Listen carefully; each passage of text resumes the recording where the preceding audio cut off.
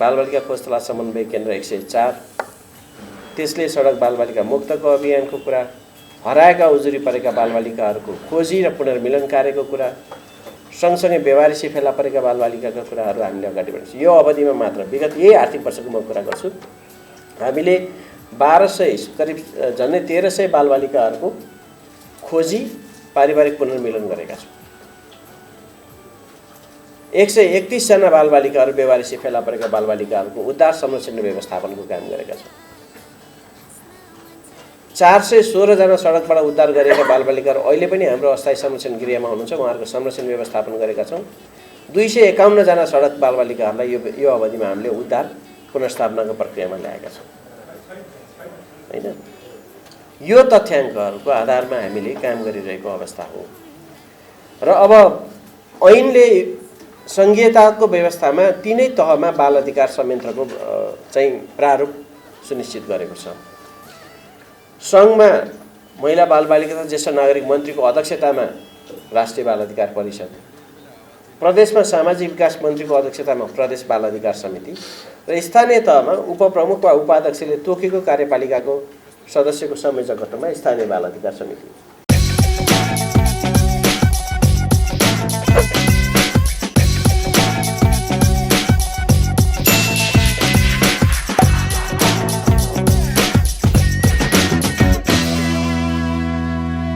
संवाद डबलीका अध्यक्षज्यू, ब्याचमा आसीन अतिथि साथीहरू, सहभागी संवादकर्ता मित्रहरू, सबभन्दा पहिला त म आयोजकलाई धेरै धेरै धन्यवाद दिन चाहन्छु कि यो अवसरमा हामीलाई जुटाइदिनु भयो। सुरुवातमा त मैले त आउँदिनँ नै भनेर उहाँलाई भनेको थिएँ, किनभने शुक्रबार मात्र जानकारी पाइएको थियो। शुक्रबार फेरि म आफू छुट्टीमा थिएँ र आज पनि मन्त्रीजीको स्वास्थ्य यस्तो छ, जाने कि नजाने भन्ने अलिकति अलमल हुँदाहुँदै होइन। फेरि संवाद डबली भन्नुभएको छ, साथीहरूको सहभागिता होला कुरिराख्नु भएको छ भनेर धेरै पटक धनञ्जयजीले अथक प्रयत्न गर्नुभयो, त्यसपछि नकार्नै सकिएन र बरु दुईवटा अर्को मिटिङ क्यान्सल गरिदिउँ भनेर यहाँ बस्दा बस्दै दुईवटा बैठक क्यान्सल गरेर हामी यहाँ सहभागी हुन पायौँ। मन्त्रीज्यूले धेरै ओभरअल कुरा राखिसक्नु भएको छ, त्यसैले त्यसमा धेरै बोलिराख्नुपर्ने अवस्था छैन। म दुईवटा तिनवटा पोइन्ट्सहरू मात्र भन्न चाहन्छु। हामीले मूलतः नेपालको बाल अधिकारको कार्यान्वयनको सवाललाई हेर्दाखेरि र संसारभरिको अनुभवलाई हेर्दाखेरि एउटा के यथार्थ स्थापित सत्य हो भने कुनै पनि समस्याको समाधान यदि हामी दिगो समाधान खोज्छौँ भने त्यसको नेतृत्व चाहिँ राज्यले लिनुपर्दो रहेछ। नागरिक सङ्गठनहरू, निजी क्षेत्रहरू, सहयोगी निकायहरू क्याटलाइजर हुन सक्छन्, उत्प्रेरक हुन सक्छन्, सहयोगी हुन सक्छन्, सहजकर्ता हुन सक्छन्, तर उहाँहरूको भूमिकाले मात्र समस्याको दिगो समाधान चाहिँ आउँदैन रहेछ। र यो हाम्रो नेपालमा पनि दुई तीनवटा घटनाले स्थापित गरेको छ। त्यसमध्येको एउटा हो सडक बालबालिका। 30औं वर्षदेखि हामी सडक बालबालिकाका विषयमा छलफल बहस होइन, यो समस्या जहाँ पनि छलफल गऱ्यौँ। तर विगत 3 वर्ष यताको अभियानलाई हामीले हेऱ्यौँ भनेदेखि हामी आज सडक बालबालिका मुक्त राष्ट्र दाबी गर्ने अवस्थामा पुगेका छौँ। हामी दाबी गर्छौँ कि नेपाल सडक बालबालिका मुक्त राष्ट्र छ। यसमा हामीसँग तथ्याङ्क छ, हामीसँग हामी विथ च्यालेन्ज पनि हामी कुरा गर्न सक्छौँ। सडक बालबालिका जो 24 घण्टा सडकमा बिताउँथे त्यो मात्र होइन, काठमाडौँ उपत्यकाका सडकमा वस्तु विनिमय गर्न लगाइएका बालबालिकाहरूलाई पनि हामीले उद्धार गरेका छौँ। विगत 3 हप्ता यता हामीले चलाएको अभियानमा 49 जना बालबालिकालाई उद्धार गरेर संरक्षण व्यवस्थापन गरिसकेका छौँ। उनका अभिभावकहरूलाई बोलाएर हामीले नसिहत दिने कामहरू गरिसकेका छौँ भने रोजगारदाता 2 जनालाई हामीले कारबाहीको प्रक्रियामा ल्याइसकेका छौँ।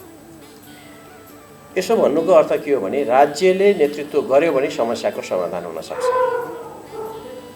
तर कहिलेकाहीँ हामीमा कस्तो टेन्डेन्सी सुरु भएको छ भनेदेखि गर्दा गर्दै पनि होइन कि क्या हो भन्ने साह्रै शङ्का गर्ने बानी पनि छ।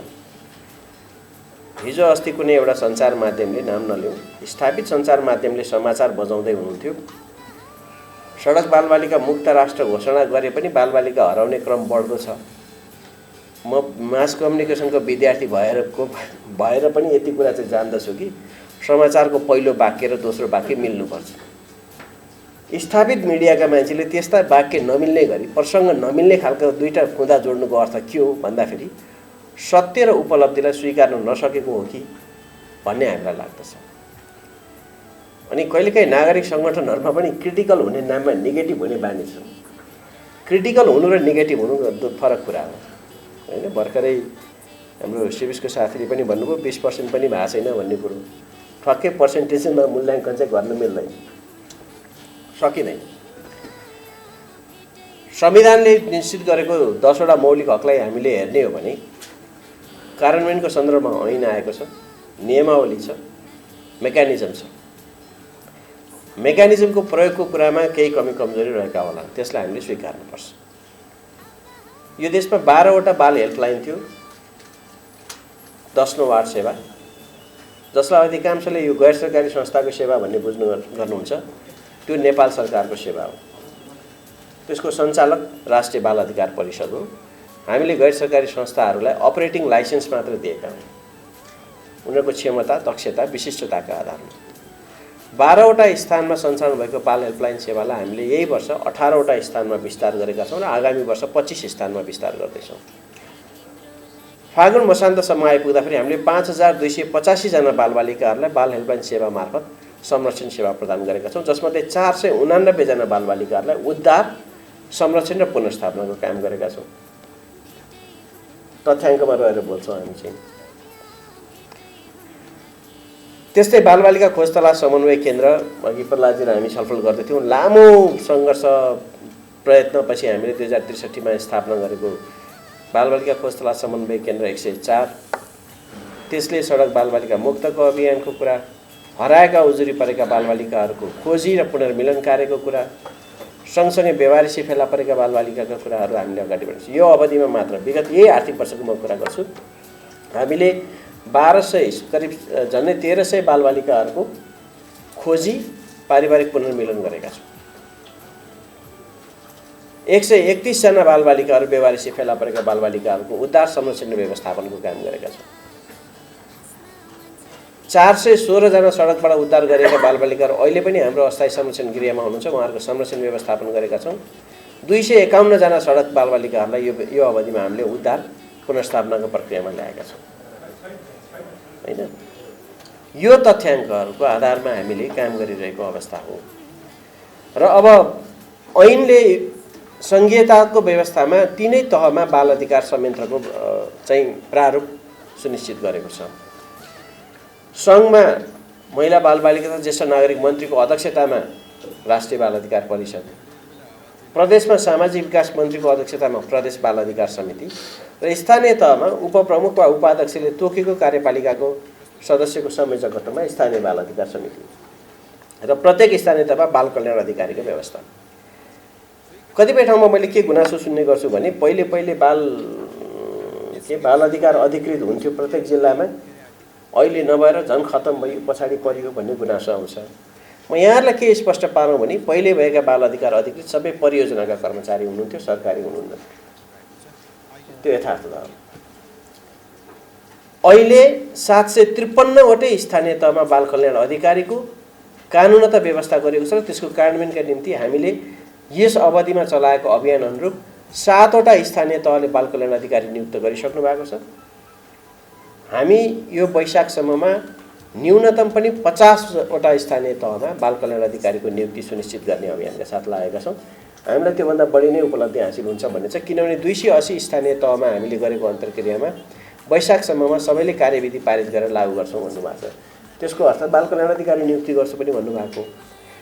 बाल कल्याण अधिकारी नियुक्ति हुने बित्तिकै स्थानीय तहमै बालबालिकाको संरक्षणको व्यवस्था हुन्छ। अघि प्रहलाद सरले भन्नुभएको, कृष्ण सरले भन्नुभएको, हाम्रो रसाइली सरले भन्नुभएको कुरामा चाहिँ बाल कल्याण अधिकारीको अभावमा अहिले धेरै घटनाहरू भइरहेका छन्।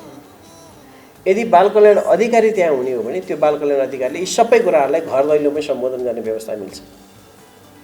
अहिले त तपाईँ ताप्लेजुङको कुनै एउटा बस्तीमा बालबालिका विरुद्ध दुर्व्यवहार भयो भने त्यसको सम्बोधन समाचार हेरेर राष्ट्रिय बाल अधिकार परिषदले पुलचोकबाट गर्नुपर्छ।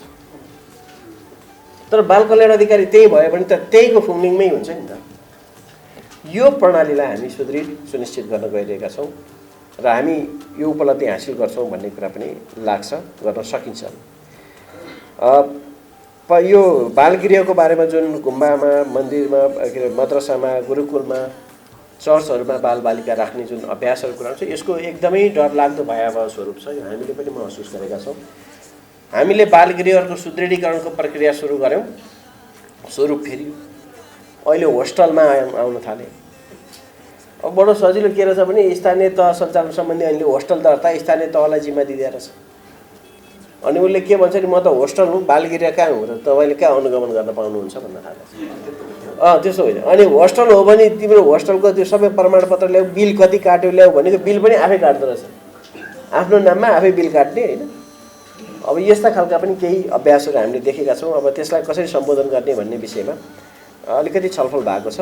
र यो बिचमा हामीले प्रयत्न के गरेका छौँ भने कम्पनी रजिस्ट्रारको कार्यालय, समाज कल्याण परिषद, राष्ट्र ब्याङ्कका प्रतिनिधि र जिल्ला प्रशासन कार्यालय, उपत्यका जिल्ला प्रशासन कार्यालयका प्रतिनिधि, तीनै जिल्लाका बसेर हामीले एउटा साझा अन्डरस्ट्यान्डिङ के बनाएको छौँ भने राष्ट्रिय बाल अधिकार परिषदको अनुगमनमा कमी कमजोरी देखिएका बालगृहको बारेमा जानकारी यी सबै निकायलाई दिने, वैदेशिक अनुदान वा कुनै न कुनै ढङ्गले त्यहाँका सञ्चालकहरूले अनधिकृत रूपमा वैदेशिक आम्दानी गरिरहेका छन् भने त्यसलाई राष्ट्र ब्याङ्कले नियन्त्रण गर्ने, कम्पनी रजिस्ट्रार कार्यालयमा अनुमति नलिकन बालगृह सञ्चालन गरेको रहेछ भने त्यो कम्पनी रजिस्ट्रार कार्यालयले त्यसलाई कालो सूचीमा राख्ने र जिल्ला प्रशासन कार्यालयले त्यसको नवीकरण नगर्ने भन्ने कुरा चाहिँ एउटा सहमति भएको छ। त्यसलाई अगाडि बढाउने, अब कार्यान्वयनमा लैजाने कुरा छ।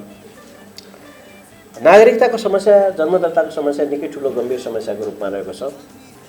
अहिले राष्ट्रिय बाल अधिकार परिषदमा 63 जना बालबालिकाको जन्मदत्ताको समस्याको दस्तावेज हामीलाई उपलब्ध भएको छ।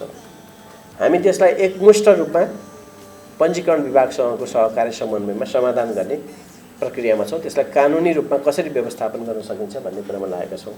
म विनम्र अनुरोध गर्न चाहन्छु सम्पूर्ण सरकारवाला साथीहरूलाई, यस्तो समस्या देखिएकोमा राष्ट्रिय बाल अधिकार परिषदमै सम्बोधनका निम्ति पठाइदिनुहोस्, तर विथ डकुमेन्टेसन, दस्तावेजसहित।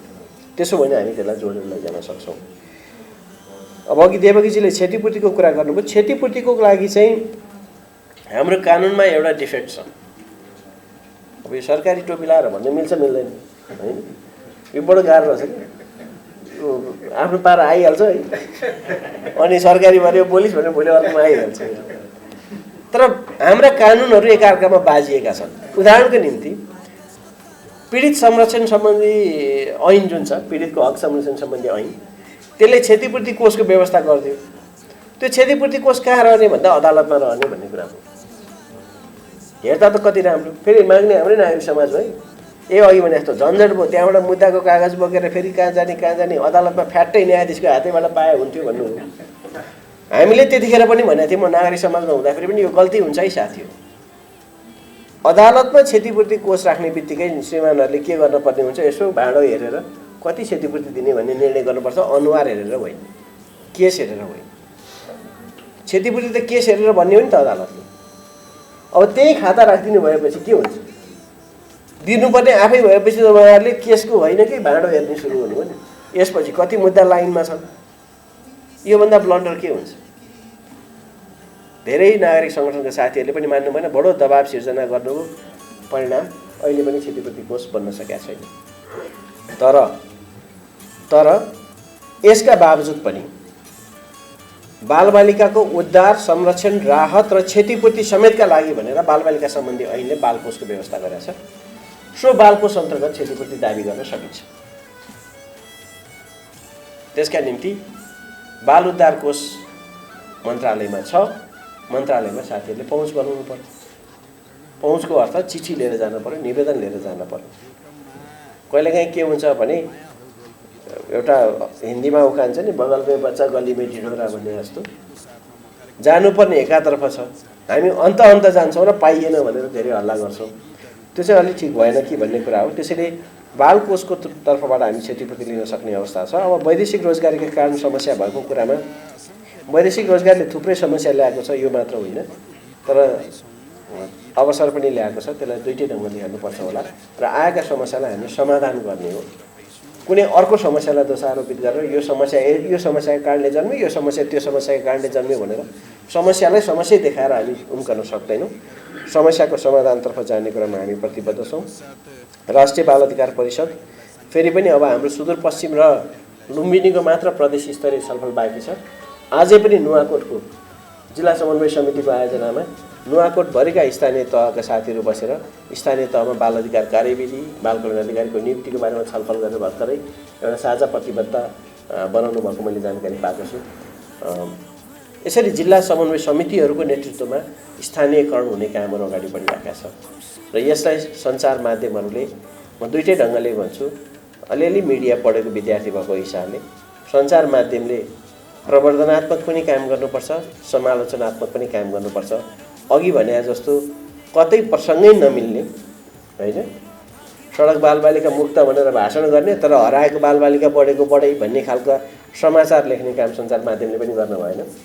सञ्चार माध्यमका सम्पादकज्यूहरूले पनि त्यसो गर्नु भएन होइन। रिपोर्टर साथीहरूले पनि त्यसलाई ध्यान दिनु पर्यो भन्ने कुराको अनुरोध गर्न चाहन्छु। र कुनै पनि विषयमा क्रिटिकल्ली पनि लेख्नुहोस्। म भन्छु अझै पनि हराएका बालबालिका मध्ये अझै पनि 50% हराइरहेका छन्। हामी खोजी कार्य गर्नुपर्ने थियो।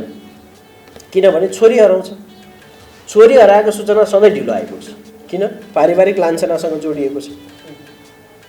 त्यसकारण जब ढिलो सूचना जानकारी आइपुग्छ, उजुरी आइपुग्छ, बोर्डर क्रस भइसकेका हुन्छ। अहिले हामीलाई सबैभन्दा ठुलो ग्याप के हो भने बोर्डर क्रस गरेका बालबालिकाहरूको उद्धार संरक्षणसँग सम्बन्धी हाम्रो कार्यविधि छैन। क्रिटिकल्ली त म आफै पनि छु नि त। यसलाई उठाउन पर्यो। किन हराए भन्ने कुरामा र किन फेला पर्न सकिरहेको छैन। यो बिचरा एउटा प्रहरीले लौरो लिएर गाउँ नडुलेर फेला नपरे होइन। किनकि क्रस बोर्डर गरिसकेपछि हामीसँगको रेस्पोन्स मेकानिजमको त्यहाँ ग्याप छ। राष्ट्रिय बाल अधिकार परिषद, महिला बालबालिका ज्येष्ठ नागरिक मन्त्रालय आगामी वर्षको कार्ययोजनामा चाहिँ हामीले क्रस बोर्डर कोअपरेसनका निम्ति केही इनिसिएटिभ्सहरू थालनी गर्दैछौँ।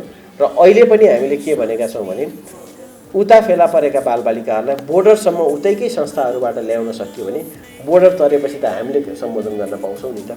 त्यसकारण बोर्डरसम्म ल्याइदिनुहोस्, बोर्डर पछिको जिम्मा हाम्रो भन्ने ढङ्गले हामी काम गरेका छौँ। बाल श्रमको सवालमा मैले अघि पनि यहाँलाई जानकारी गराएँ। हामी बाल श्रम मुक्त राष्ट्र अभियानलाई पनि जोड्ने क्रममा छौँ र अहिले यो मितिसम्म हामीले 49जना बाल श्रमिकहरूको उद्धार गरिसकेका छौँ। हामी आइकनै पनि साउन 16 गतेदेखिको हाम्रो टिम आएको हो।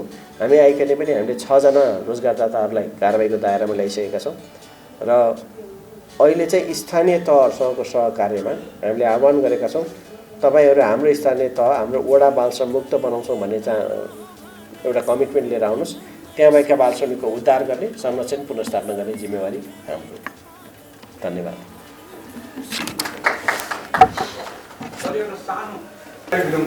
हजुर, अब हुन त यो पहिला कुरो मानिस आर्थिक रूपमा समृद्ध जहिलेसम्म हुँदैन त्यति बेलासम्म बाल अधिकारको घटना अथवा यो चाहिँ हनन हुने कुरो भइरहन्छ। तर पनि एउटा सानो कुरा के छ भने प्रधानमन्त्री स्वयंले जिम्मा लिएका बालबालिकाहरू स्कुल जान छोडेका छन् भन्ने तथ्याङ्क छ नि। योभन्दा अलग्गै दुईवटा प्रश्नमा ठ्याक्कै पहिला भनिहाल्छु अनि केही एउटा इस्युजमा मेरो आफ्नो धारणा राख्छु। प्रधानमन्त्रीज्यूले नै एडप्ट गर्नुभएका बालबालिका विद्यालय बाहिर अप्ठ्यारोमा छन् भन्ने केही समय अगाडि, मलाई जस्तो लाग्छ 1-1.5 हप्ता अगाडि हो कि 2 हप्ता जस्तो अगाडि ट्विटमा कुनै एकजना व्यक्तिले राख्नु भएको थियो। हामीले त्यसलाई मोनिटर गरेका छौँ र इमिडिएट हामीले प्रधानमन्त्रीज्यूको सचिवालयमा यो जानकारी गरायौँ, यो के हो अवस्था, हामीलाई तत्काल जानकारी गराउनुहोस् भनेर। त्यो गराइसकेपछि प्रधानमन्त्रीको सचिवालयले उहाँबाट एडप्टेड भएका सबै बालबालिकाहरू इन्ट्याक्ट नै हुनुहुन्छ, स्कुलमै हुनुहुन्छ। एउटा बच्चा जसको बारेमा ट्विट गरियो त्यो चाहिँ मामा घर गएको अवस्था रहेछ, त्यो बारेमा हामीले बुझिसकेका छौँ। अहिले तत्कालै परिषदले त्यस्तो सम्बोधन गर्नुपर्ने आवश्यकता छैन भन्ने अनौपचारिक जानकारी हामीलाई प्राप्त भएपछि हामी त्यसलाई अहिले हेरेका छैनौँ। ड्रप आउट बालबालिकाको सवालमा भन्नुहुन्छ नि, यो शिक्षासँग जोडिएको विषय पनि हो। राष्ट्रिय बाल अधिकार परिषदले हुन त शिक्षाको अधिकारको कुरा पनि जिम्मेवारी त लिन्छ, तर शिक्षाको अधिकारको जिम्मेवारी लिइरहँदाखेरि शैक्षिक व्यवस्थापनको क्षेत्र चाहिँ हाम्रो क्षेत्राधिकारभित्र पर्दैन। ड्रप आउट एउटा ठुलो समस्या हो। हामी प्रगतिशील ढङ्गले बिस्तारै त्यसमा केही सुधारहरू आइरहेको हामी देख्न सक्छौँ। कक्षा 1 मा भर्ना भएका धेरै बालबालिकाहरू कक्षा 10 सम्म पुग्दाखेरि स्कुल बाहिर पुग्छन् भन्ने जुन तथ्याङ्क छ त्यसमा सत्यता छ। र ड्रपआउटका कारणहरू के हुन् भन्ने खोजी गर्नुपर्छ। ड्रपआउटका कारणहरू 2-3टा छन्।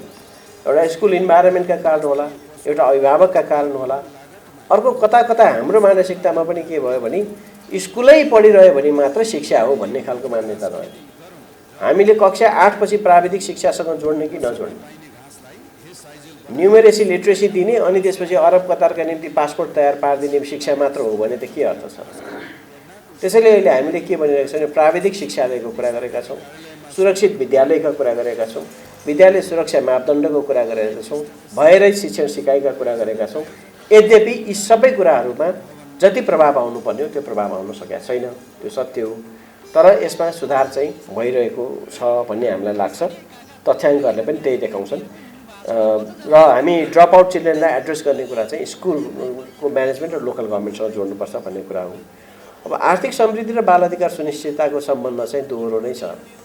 केही हदसम्म सत्य हो, आर्थिक समृद्धि भयो भने बाल अधिकारको सुनिश्चितता गर्न सकिन्छ भन्ने कुरा। तर बाल अधिकारको सुनिश्चितता अर्थसँग मात्र जोडिएको छैन है।